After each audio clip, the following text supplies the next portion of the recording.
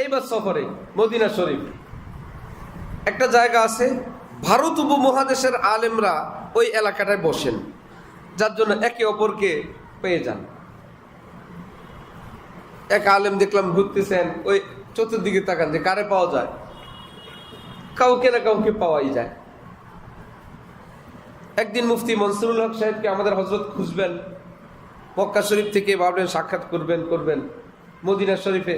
হজরত বললেন যে ভাই, আমি বললাম হজরত এইদিকে দেখি। হঠাৎ পেয়ে গেছেন। পাওয়ার পরে একটা গোপন কথা জানলাম, আপনারাও জেনে রাখেন। পাওয়ার পরে হজরত বললেন কি মুফতি মনসুরুল হক সাহেবকে, যে করাচির হজরত বলছেন কেউ যদি রাস্তা হারায় ফেলে বা কোনো কিছু খুঁজতে থাকে, যদি না পায়, সে যদি 7 বার পড়ে ইহদিনাস সিরাতাল মুস্তাকিম, আল্লাহ তাকে সেই জিনিস মিলিয়ে দেন, সে হারানো রাস্তা সে পেয়ে যায়। হজরত বললেন কি, আমি আপনারে মনে মনে খুঁজতেছিলাম আর ইহদিনাস সিরাতাল মুস্তাকিম পড়তেছিলাম, 7 বার শেষ হইলে দেখলাম আপনি এখানে। আলহামদুলিল্লাহ আলহামদুলিল্লাহি ওয়া কাফা ওয়া সালামুন আলা ইবাদিহিল্লাযীনা ইসতাফা, আম্মা বা'দ। ফাআউযু বিল্লাহি মিনাশ শাইতানির রাজীম। বিসমিল্লাহির রহমানির রহিম। فاسألوا أهل الذكر إن كنتم لا تعلمون صدق الله مولانا العظيم وقال رسول الله صلى الله تعالى عليه وسلم الحلال بين والحرام بين وبينهما مشتبهات أو كما قال رسول الله صلى الله تعالى عليه وسلم।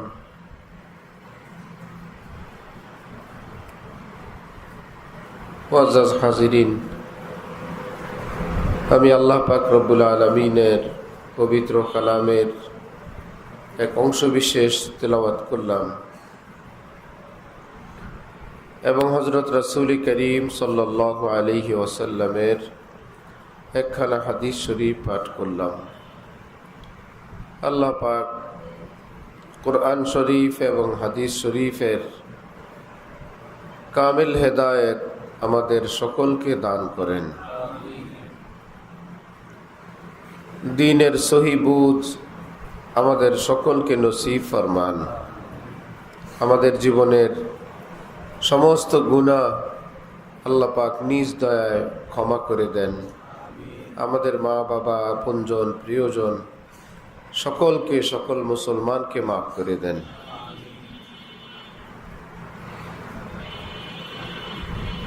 প্রতি মাসে এখানে ইসলাহি মজলিসের শিরোনামে মজলিস হয়। মূলত এই মজলিস আমাদের পরম শ্রদ্ধেয় শায়েখ হযরত ওয়ালা ঢালকানগর হযরত মাওলানা শাহ আব্দুল মতিন বিন হুসাইন সাহেব দামাত বারাকাতুহুমের আরেকটু পিছনে গেলে হযরত ওয়ালা করাচি রহমতুল্লাহি আলাইহির, আরেকটু পিছনে গেলে মূলত হাকিমুল উম্মত হযরত থানভী রহমতুল্লাহি আলাইহির সিলসিলার এই 3 বুজুর্গ, ওনাদের তালিম, শিক্ষা দীক্ষা, ওনাদের দ্বীনি ব্যাখ্যা বিশ্লেষণ, ওনাদের বাতলানো পথে দ্বীনের উপর চলার আলোচনা এখানে হয়।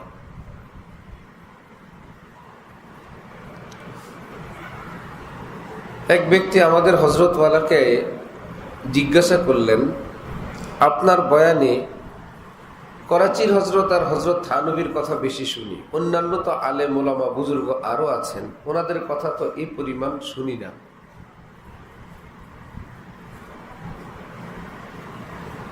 হযরত বললেন যে ভাই, যে যেই ঘাট থেকে পান করে সে তো সেই ঘাটের নাম বলবে। ঘাট তো আছে আরো পৃথিবীতে, কিন্তু সে যেই ঘাট থেকে নিচে সেই ঘাটের নাম কি সে বলবে না? যে যেই মায়ের দুধ পান করলো সে কি তার মায়ের কথা বলবে না, যে আমি জন্মের পরে মায়ের দুধ, সে পরেও মায়ের দুধ, 6 মাসেও মায়ের দুধ, 9 মাসেও মায়ের দুধ। এখানে কি যে এতবার মায়ের নাম বলে মহল্লার অন্যান্য মহিলাদের নাম বলার দরকার আছে? ভাই আমি পান করছি আমার মায়ের দুধ, নাম বলবো আমার মায়ের কথা। কেউ যদি আরেক মায়ের দুধ পান করো, তুমি তোমার মায়ের কথা বলো। আমি পড়ছি আমার এক ওস্তাদের কাছে, আমি তো ওস্তাদের কথাই বলবো। তুমি যদি আরেক ওস্তাদের কাছে পড়ো, তুমি তোমার ওস্তাদের কথা বলো। এখানে কোনো গ্রুপিং নাই, এখানে কাউকে ছোট করা বড় করার কোনো ব্যাপার নাই। কিন্তু ভাগ্যক্রমে কারো মা যদি রাবেয়া বসরিয়া হয়ে যান, ভাগ্যক্রমে কারো মা যদি হযরত খাদিজা হয়ে যান, সব সন্তানের কাছেই তার মা মা। কিন্তু খাদিজা রাদিয়াল্লাহু তাআলা আনহা শুধু মা না, তিনি একজন শ্রেষ্ঠ নারী। সকলের কাছে সকলের উস্তাদ, সকলের পীর মাশায়েখ যারা অত্যন্ত শ্রদ্ধার পাত্র, অন্য কেউ তাকে ছোটখাটো করার চেষ্টা করা এটা অন্যায়। তার কাছে তিনিই সেরা। কিন্তু হাকিমুল উম্মত তো হাকিমুল উম্মত।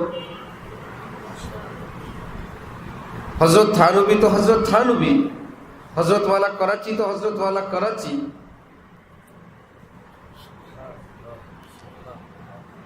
বাগানে অনেক গাছ হয়, 1-2টা গাছ সবার উপরে উঠে, কি করবেন?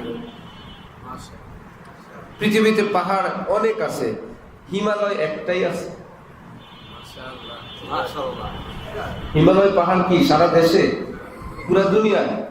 এখন আপনি যদি বলেন ভাই আপনি হিমালয়কে এত বড় করেন, আমাদের দেশে আরো তো পাহাড় আছে। ভাই আছে, সেগুলো পাহাড়, হিমালয় হিমালয়। নদী তো সারা দেশে আছে, কিন্তু সবগুলো পদ্মা মেঘনা না। পদ্মা তো পদ্মা, মেঘনা তো মেঘনা। সারা দেশের নদী সবই নদী। আউলিয়া কেরাম অনেক আছেন যারা হক, সব আউলিয়া, সব সহি, সব শুদ্ধ। কিন্তু হযরত থানবী তো হযরত থানবী, হযরত ওয়ালা করাচি তো হযরত ওয়ালা করাচি। আমাদের শায়েখ হযরত মাওলানা শাহ আব্দুল মতিন সাহেব দামাত বারাকাতুহুম কত বড় মানুষ হলে গতকাল পুরা পৃথিবীর সবচাইতে বড় আলেম শাইখুল ইসলাম আল্লামা তকি উসমানী সাহেব দামাত বারাকাতুহুম সকালে বিকালে মিলায় 3 বার ফোন দিয়েছেন। হযরত আল্লাহ রুটিনের সঙ্গে মিলে নাই। হযরত ঘুমিয়ে ছিলেন, সকালে ধরতে পারেন নাই। পরে আবার হযরত যখন কল দিছেন, ওনার রুটিনে মিলেন নাই। তারপরে হযরত তকি উসমানী সাহেব 3 বার ফোন দিয়ে যখন পান নাই, তখন ভয়েস পাঠাইছেন যে আমি শুনলাম আপনি অসুস্থ, আপনার শরীরটা কেমন সেটা জানার জন্য আমি আপনাকে বারবার ফোন দিচ্ছি।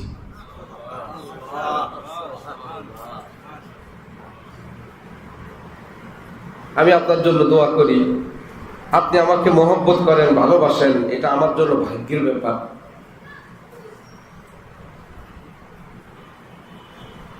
এটা কি আর সবাইকে এরকম ফোন দিয়ে খবর নিবে? সারা দুনিয়ায় আলেম তো অনেক আছেন, সব কি শাইখুল ইসলাম তকি উসমানী হয়? এজন্য 2টা নীতি। একটা হলো সকলের মা বাবা সকলের কাছে শ্রেষ্ঠ, সেখানে কেউ ডিস্টার্ব করবে না। তার মা অশিক্ষিত হোক, মূর্খ হোক, বাবা অশিক্ষিত হোক, মূর্খ হোক, গ্রামের হোক, কালো হোক, মাটির ঘরের হোক, তার কাছে সেই মা বাবা সেরা। ঠিক না? এই ক্ষেত্রে কেউ তাকে ছোটখাটো করা, ওই সন্তানের নিকট অসম্মান অবজ্ঞা করা, এটা অন্যায়। সন্তান বলবে আমার মা আমার জন্য সেরা, আমার বাবা, আর এর মতো বাবা পৃথিবীতে নেই। খুব ঠিক আছে, খুব ঠিক আছে। তার বাবাই তার জন্য শ্রেষ্ঠ, তার মাই তার জন্য শ্রেষ্ঠ। এই কথা, এই ভাষা, এই অনুভূতি, এটা সহি।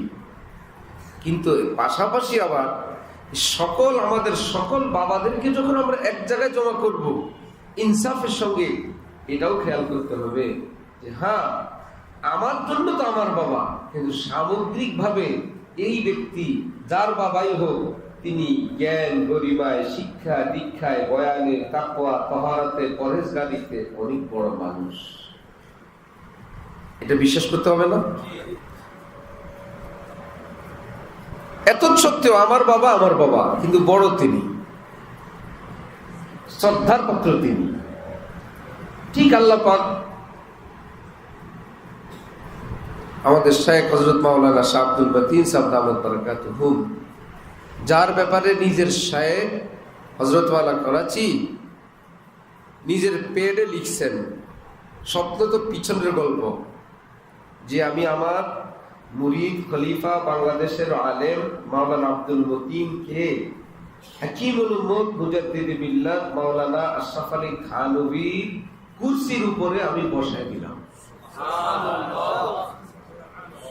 নিজের শায়েখ যদি এরকম বলেন,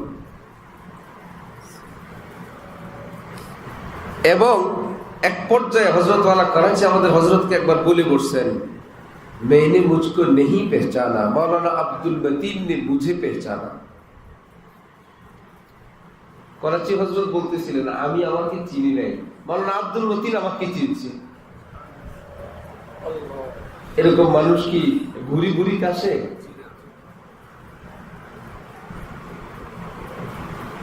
আমাদের হযরত তার উস্তাদ মৌলানা হেদায়েতুল্লাহ সাহেব রহমতুল্লাহ আলাইহি, যিনি এশিয়ার শ্রেষ্ঠ মুহাদ্দিস ছিলেন, যাকে বলা হয়তো মাদার জাত বলি, মায়ের গর্ভ থেকে যিনি ওলি আল্লাহ হয়ে আসছেন, এবং তার ছাত্ররা, সন্তানরা, ফ্যামিলির লোকেরা, বন্ধু বান্ধবরা সকলের কাছে প্রসিদ্ধ। কবিরা তো না, ওনার জীবনে একটা সগীরা গুনাহ হয়নি। শুনছেন খবর? কবিরা তো না, মুহাদ্দিস সাহেবের জীবনে একটা সগীরা গুনাহ নাই। ফেরেশতারা চিৎকার করতে থাকে, ফেরেশতা না হয়ে যদি এরকম একটা মানুষ হইতে পারতাম। দাম বেশি কার? ফেরেশতার না মানুষের? যদি সেরকম মানুষ, এরাই হলো সেরকম মানুষ। হযরত ওয়ালা তার এই উস্তাদকে দেখার জন্য হযরত যখন ময়মনসিংহ পড়াশোনার শেষে শিক্ষকরা হযরতকে হাদিস শরীফ পড়ানোর জন্য ময়মনসিংহ পাঠাইছেন। হযরত বলেন, ময়মনসিংহ থেকে ট্রেনে কমলাপুর, কমলাপুর থেকে রিক্সা নিয়ে যাত্রাবাড়িতে এসে দেখলাম আমার উস্তাদ হযরত মাওলানা হেদায়েতুল্লাহ সাহেব শুয়ে পড়ছেন। আমার আবার সময় নেই, দরজার ফাঁকা দিয়া একটা নজর একটু দেখছি, দেখে আবার দৌড় দিয়ে কমলাপুর, আবার রেলে উঠে আবার ময়মনসিংহ।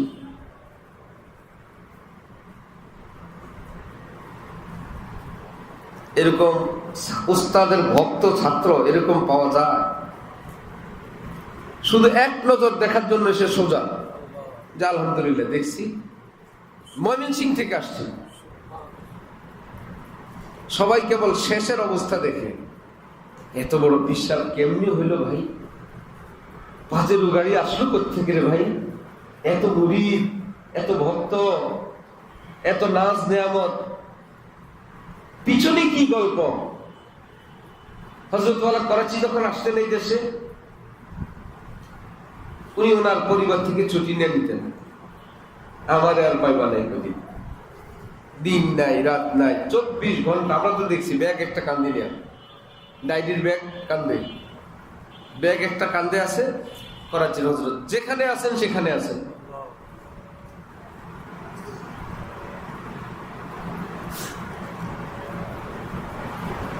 অনেক কষ্ট, অনেক কোরবানি জীবনে। কিছু লোক যা উপার্জন করে তাই খায়, কিছু লোক কিছু ইনভেস্ট করে, একটু জায়গা রাখে, একটু সহি শুদ্ধ জায়গায় একটু কিছু করে রাখে। 10-20 বছর পর দুইজনের মধ্যে আকাশ পাতাল বেশ কম। একজন দেখে জিরু, আর একজনের সামান্য সামান্য বিন্দুকে আল্লাহ পাক সিন্ধু বানায় রাখছেন। আল্লাহ পাক সেটাকে বড় বানায় রাখছেন। এখন চিৎকার করলে তো হবে না, সময় মতন করো নাই, এখন চিৎকার করলে তো হবে না। ওনার জীবনের কুদরতি ভাবে ইনভেস্ট, এত বড় বড়, যেমন উস্তাদ পাইছেন সেরা সেরা, ক্লাসের সেরা ছাত্র যিনি 1 নাম্বার, সেই ছাত্র যদি বলে এই জামাতের পড়াটা আমার পছন্দ হয় নাই, এই ক্লাসটা আমার আবার পড়া দরকার,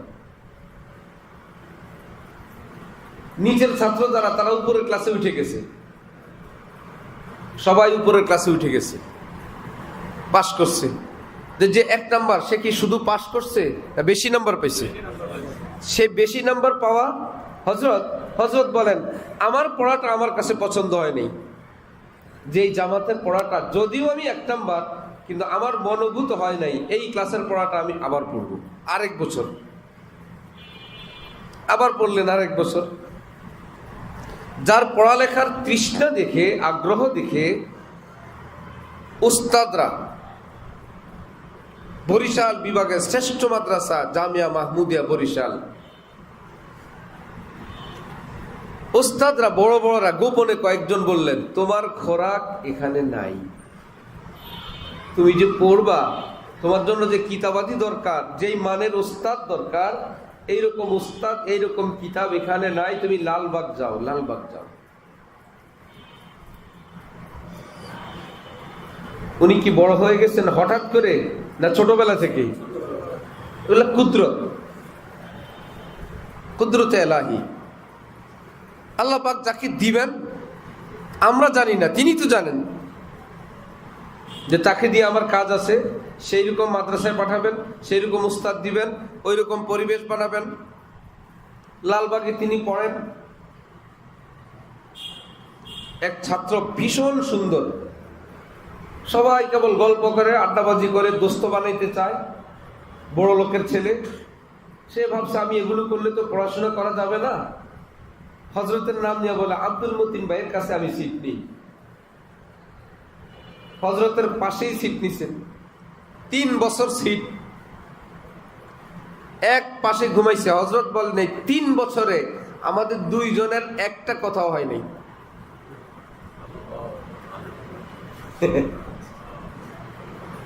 সে তার মতো, আমি আমার মতো।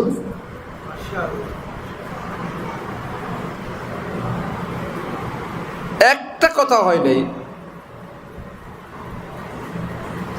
গল্পটা বলা সহজ, হ্যাঁ, গল্পটা বলা খুবই সহজ, বাস্তবতা কতটা কঠিন, অনেক কঠিন।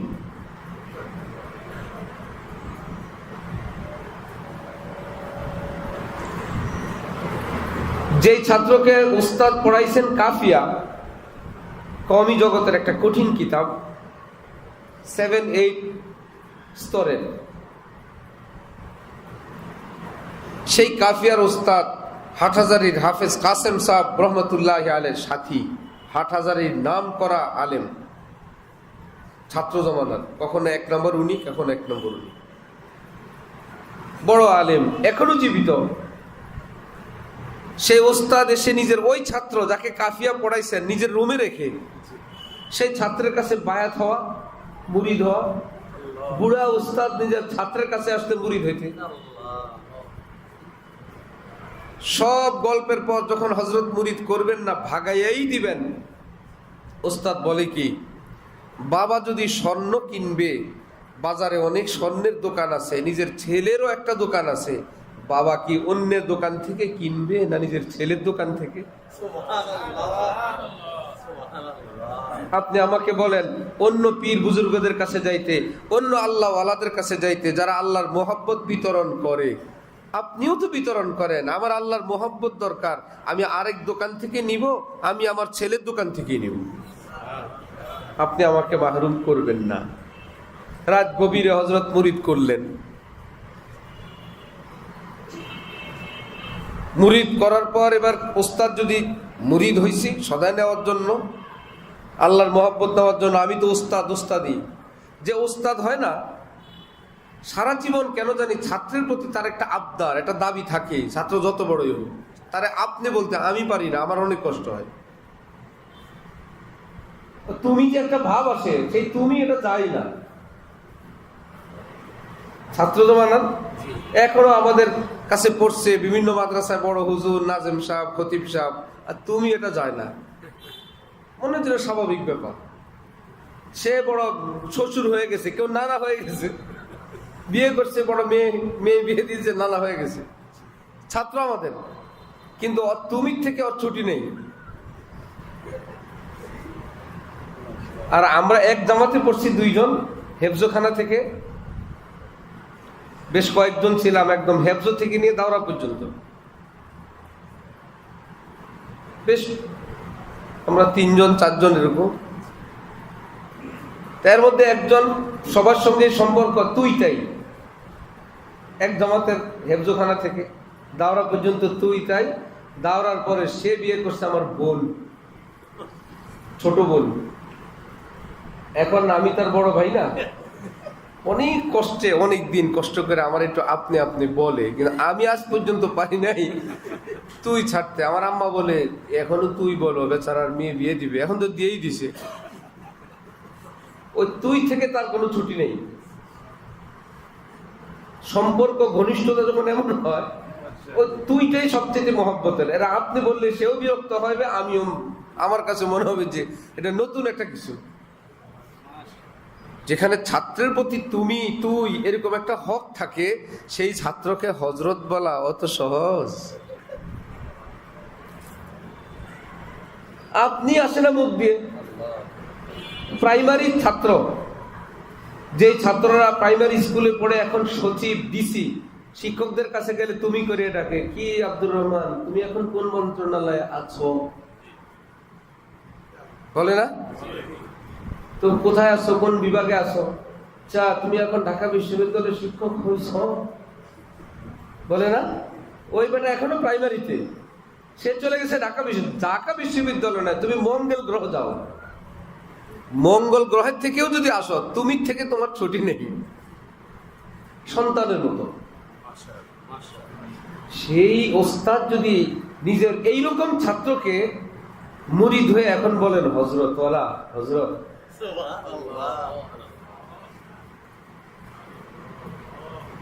আজ মোহাব্বত শাহ বান্দা বি শাওয়াত। মোহাব্বতে যখন কেউ পড়ে, বাদশাহ গোলাম হয়ে যায়। আজ মোহাব্বত শের মোশে মি শাওয়াত, মোহাব্বতে সিংহ সিংহ ইঁদুর হয়ে যায়, ছোট্ট হয়ে যায়, বড় কেউ বড় থাকে না। সন্তানের সামনে মা বাবা যার যত পাওয়ার আছে, ছোট ছোট বাবুদের সামনে কোনো বেল আছে? কোনো বেল নেই। আমাদের এক আত্মীয় ছোট্ট এক বাবু, আমার বাচ্চাদের খালাতো ভাই, পিচ্ছি, 3-3.5 বছর বা 4 বছর। তো নানা নানির কাছে থাকে, ভীষণ আদর করে, বালতি নিয়ে দুষ্টামি করে। তো নানি বলছে ভাঙবে, বালতিটা ভাঙবে, এর মধ্যে মাথা থেকে পড়ে বালতিটা ভাঙছে। নানি বলছে ইন্না লিল্লাহ। 4 বছর ওই পিচ্ছি নানির কি বলে, চুপ, কারো কাছে বলবি না, আমি টাকা দিয়ে দিব।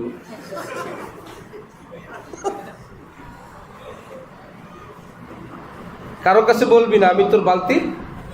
4 বছরের মানুষ নানিরে টাকা দিয়ে দিবে। একটু পরে টের পাইছে, এ মনে হয় নানার কাছে গিয়ে কি জানি বলছে, এরা ফিস ফিস করে, এই তুই নানা ভাইয়ের কাছে বলছ বালতির দাম কত? 200, মাত্র 200, ঠিক আছে আমি দিয়ে দিব, আর কারো কাছে বলবি না। আর কারো বলতে মায়ের ভয়। কিন্তু এই যে নানিরে তুই বলে, নানারে তুই বলে, এটা কি বেয়াদবি করে না আদরের চুটি? ভীষণ আদরের চুটি। কই গেল হুজুরগিরি, কই গেল পীর সাহেব, কোথায় প্রিন্সিপাল? আজ মোহাব্বত শাহ বান্দা মি শাওয়াত, আদরের সামনে, মোহাব্বতের সামনে বড় বড় থাকে না, ছোট হয়ে যায়। রাত গভীর, সিঁড়িতে দেখলাম এক ভদ্রলোক নামে, কোথায় যান ভাই? ভাই বলেন না, বাচ্চা এই রাত্রে সে বিরিয়ানি খাবি। এ বিরিয়ানি পাবো কো, এখন যাই মিল বেড়াক যাই ভাই, দেখি বিরিয়ানি পাওয়া যায় কিনা। সে বলতে পারে নাই, এই পিচ্ছি তুই কত ছোট, আমি কত বড়। মোহাব্বতের কারণে ওই বাবা ছোট হয়ে গেছে, বাচ্চা বড় হয়ে গেছে, বাচ্চার আদেশ মানতেই হবে। এখন ওই উস্তাদ আল্লাহর মোহাব্বতের সামনে এখন উস্তাদ ছোট হয়ে বলতেছেন হযরত ওয়ালা হযরত ওয়ালা হযরত ওয়ালা হযরত ওয়ালা। एक से मरते नहीं हम, मरते हैं 2-4 से, नाज से, अंदाज से, रफ्तार से, गुफ्तार से। এক গুণে মরি না ভাই, বহু গুণে গুণান্বিত যিনি। কোন এক বিষয়ে আলেম ওলামাদের এক বৈঠকে আরবি গ্রামারের, ফার্সি গ্রামারের এক কথা নিয়ে আলেম ওলামারা বসছেন। মোটামুটি সবাই একটা সিদ্ধান্ত এটাই। আমাদের হযরত আল্লাহ বললেন না, এটা ভুল। বলতে বলতে বলতে বলতে এক পর্যায়ে এসে সবাই একমত, উনি ভিন্ন মত।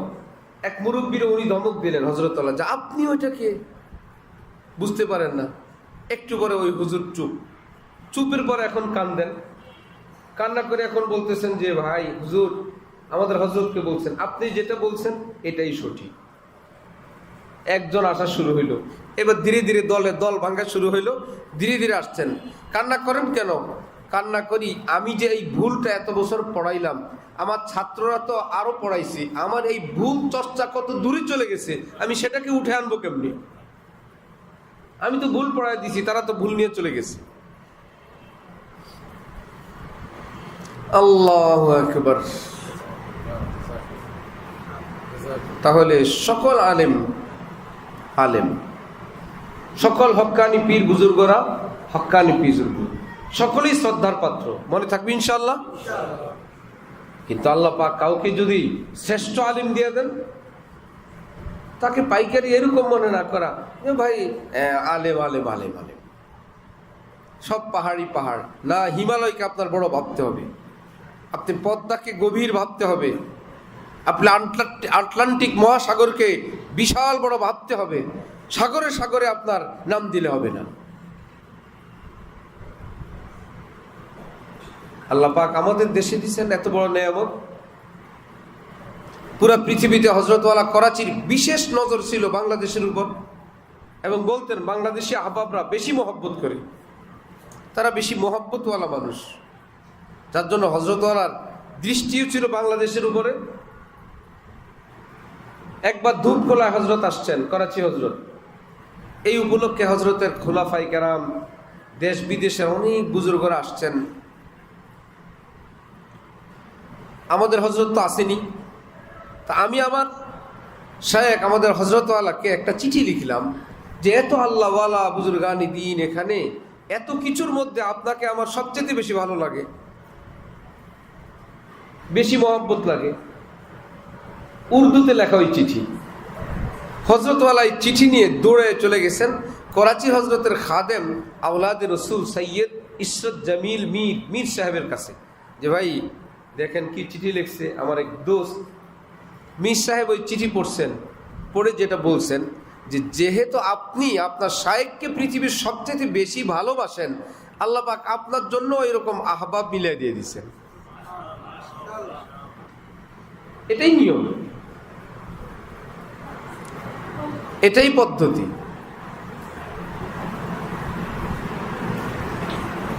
অনেককে এরকম পেরেশান হইতে শুনি যে ভাই ওনার সঙ্গে তো লোক চলে কেন,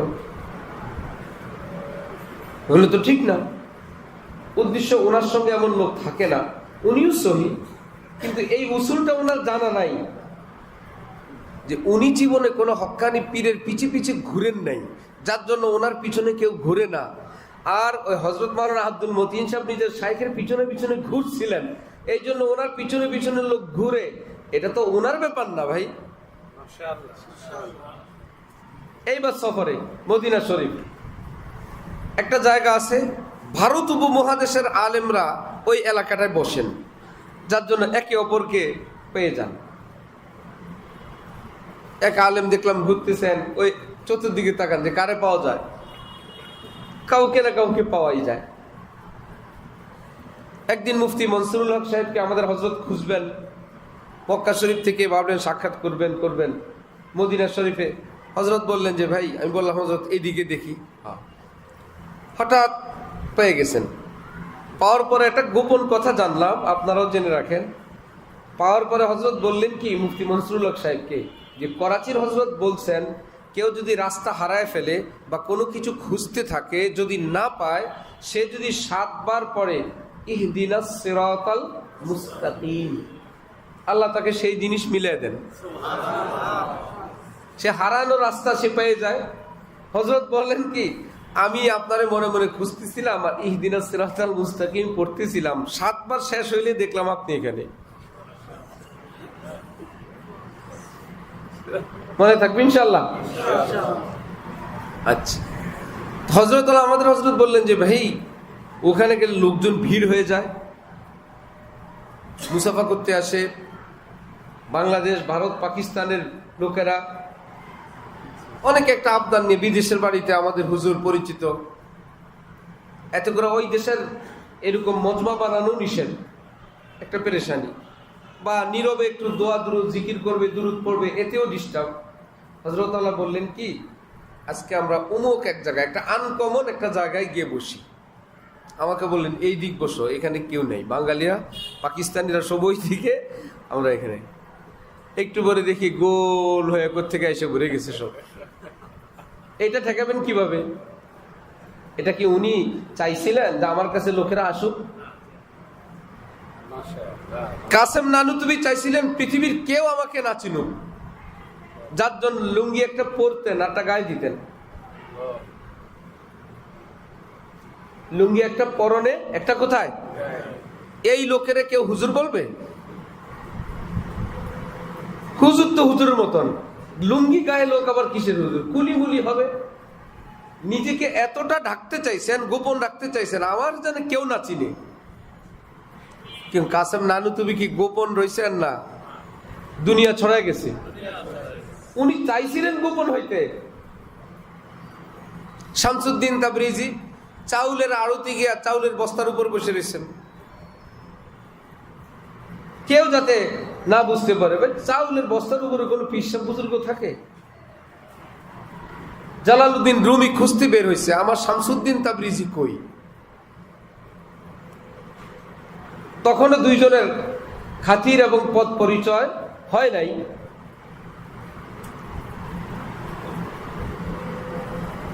দু একজন মহিলা শ্রোতা থাকলেও ভালো। বসো বসো বসো বড়ি বসো। তো শামসুদ্দিন তাবরিজিকে খুঁজতে খুঁজতে গিয়ে পাইলেন চাউলের মন্ডিতে, চাউলের বাজারে। গিয়েই তো উনি বলছেন, হ্যাঁ আমি তো আপনার এই খুঁজি। শামসুদ্দিন তাবরিজি বললেন, আপনি কারে খোঁজেন? ভুলে আমার কাছে আসছেন। নিজেকে কি প্রকাশ করতে চাইছিলেন না গোপন করতে? এতটা গোপন যে আপনি ভুলে আসছেন আমার কাছে। হযরত থানবীকে লোকেরা বলতেন, আপকে পাস ইতনে লোক কিউ আতে হ্যাঁ? এত লোক আপনার কাছে কেন আসে? হযরত থানবী বলতেন, मैं भी हैरान हूं क्यों आते। আর তো প্রশ্ন তোমার না শুধু, প্রশ্ন তো আমারও। আমিও তো টেনশন করি, क्यों आते हैं भाई, मैं भी हैरान हूं। আমি তো টেনশন করি, আমি তো ভাই সাধারণ জীবন যাপন করি, আমার কাছে কেন আসে? এটা ঠেকাবেন কি দিয়ে? কতজনে দালাল লাগায়, কতজনে কাউকে যাইতে দেয় না, আরেকজনকে কাছে টানার কত পদ্ধতি করে। ওই বেটা দস্তরখানে খায়াটে চম্পট, আজও গেছে কাইলো গেছে, আসেই না। লোকমা খাওয়ায় দেয়, আদর করে, একটু মজমা বানাবে, হয় না। কর্মচারী রাখছে, দালাল রাখছে, তাও হয় না। আর ফজলুর রহমান গাঞ্জ মুরাদাবাদী ধমক দেয়, একটু উসিলা পাইলে হয়েছে, সন্ধ্যার পরে আসছে, এত রাত্রে তুমি আসছো, একটু ঘুমাইতে যাব, আল্লাহ বিল্লাহ করবো। রাত্রে কোনো আসার টাইম হইলো, আর কোনো আসমান জমিনের কোনো বিপদ ছিল না তোর জন্য? বাঘ ভাল্লুক নাই রাস্তায়, তোরে খাইতে পারলো না? এমন কথা বলেন, কেউ যাতে ভয়ও না আসে, তারপরও ভিড়। কি মুশকিল। খাদেমরা বললেন, হযরত সারাদিন সুন্নতে তালিম করেন, রাতের বেলা মানুষকে যে বদদোয়া দেন, লানত দেন, এটা আবার কোন সুন্নত? বাগে খাক, বিপদ আসুক, গজব পড়ুক, পরে আন্দর কি জি সে নেই উপর কি জি সে করতা হুঁ, মনের থেকে করি না, মুখে মুখে বলি। আল্লাহর সঙ্গে আমি বলিয়ে রেখেছি, যারে যা বলবো উল্টাটা কবুল করবেন। আল্লাহর সঙ্গে চুক্তি আছে আমার, কি বলবো আর কি লিখবেন আমি আগেই বলে রাখছি।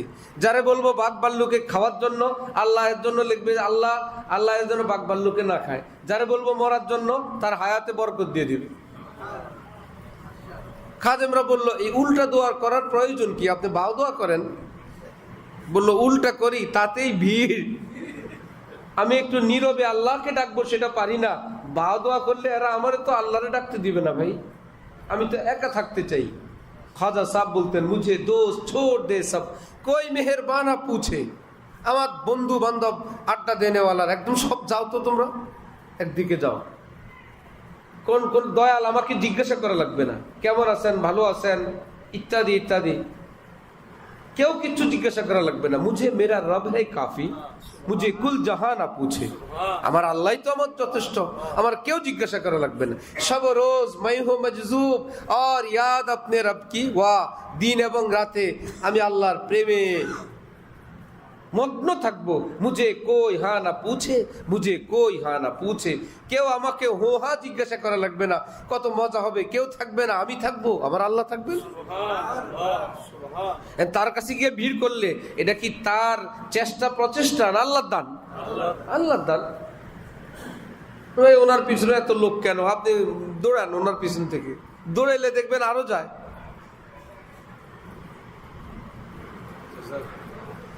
আল্লাহু আকবার। তিন বুজুর্গের আলোচনা দিয়েই তো আজকে আমাদের মজলিস না? হাকিমুল উম্মত হযরত থানবী, উনি চাইতেন ভারতের একটা অংশ ভেঙ্গে পাকিস্তান হোক। অন্যান্য বুজুর্গদের বিশাল জমাত, হক্কানি সহি বুজুর্গ, ওনারা চাইতেন ভারতটা না ভাঙুক। আলেমদের রাজনৈতিক সিদ্ধান্ত, এটা তো আর কোরআন হাদিসের কোনো ব্যাপার না, আলেমদের রাজনৈতিক চয়েস।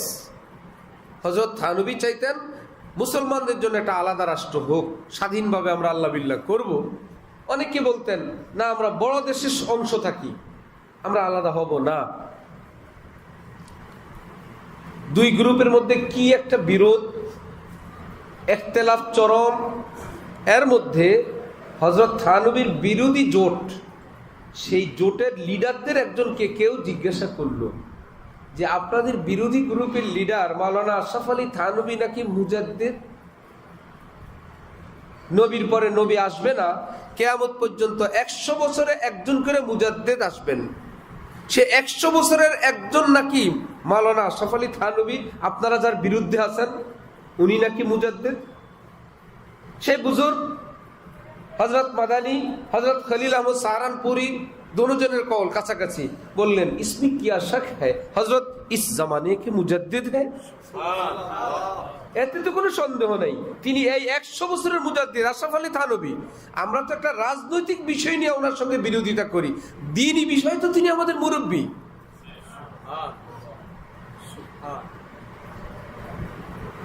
আরো অনেক গল্প।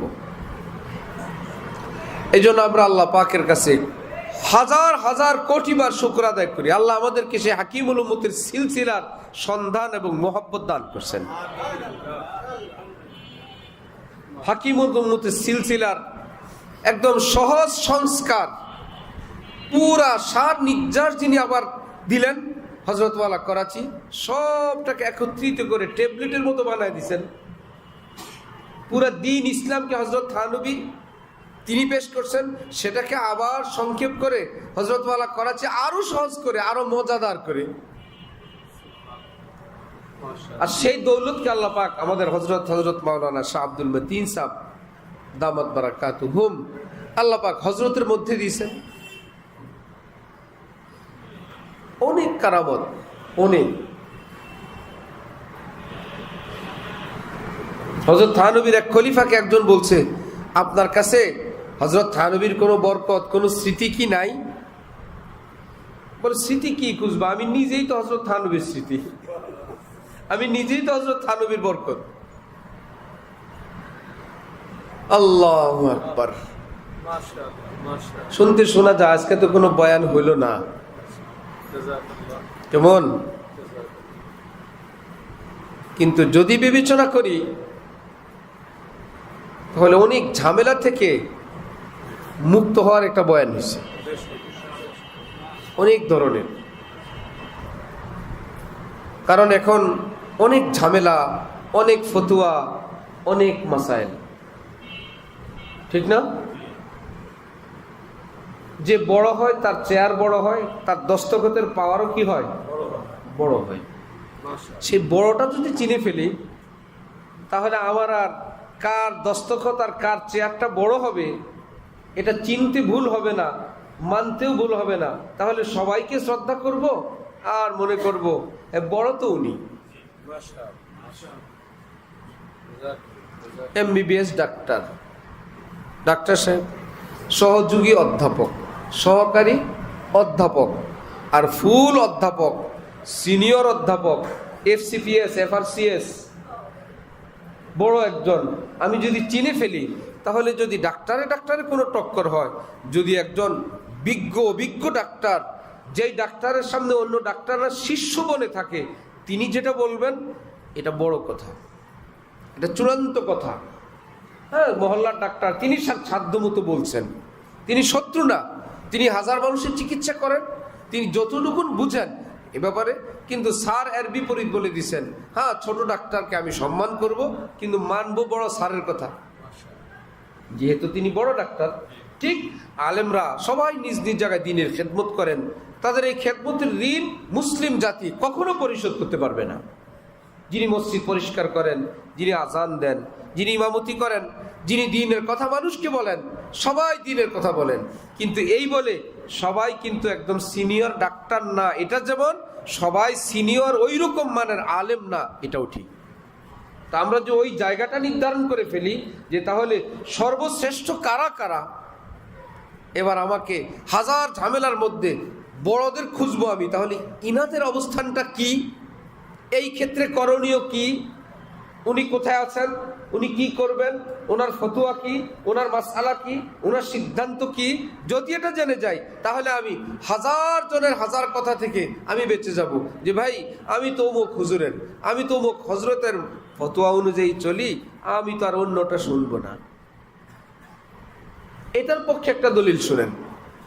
নবীজি দুনিয়া থেকে বিদায় নেওয়ার পর কোনো অনলাইন নাই, ইন্টারনেট নাই, কোরআন শরীফ এক জায়গায় নাই। নবীজি দুনিয়া থেকে যাওয়ার পর কোরআন শরীফকে এরকম বাধাই করা ছিল, ছড়ানো ছিটানো, এক একজনের কাছে কিছু কিছু, 30 পারাও এক জায়গায় নাই। ওমর কাছের কাছে কিছু, এখানে পাথরে কিছু, ওখানে চামড়ায় কিছু, সেখানে হাড্ডিতে কিছু। হাদিস বুখারী শরীফ, তিরমিজি শরীফ কিছু আছে। সাহাবীদের কাছে যার কাছে যে হাদিস আছে, নবীজি ছিল সবটার মূল, তিনি যা বলবেন শরীয়ত। এখন তো তিনি নাই। এখন কি সাহাবারা কেমনে চলতেন? এক এক এলাকায় এক এক সাহাবীকে মেনে মেনে ওনারা চলতেন। মক্কা শরীফে কেউ, মদিনায় কেউ, ইরাকে কেউ,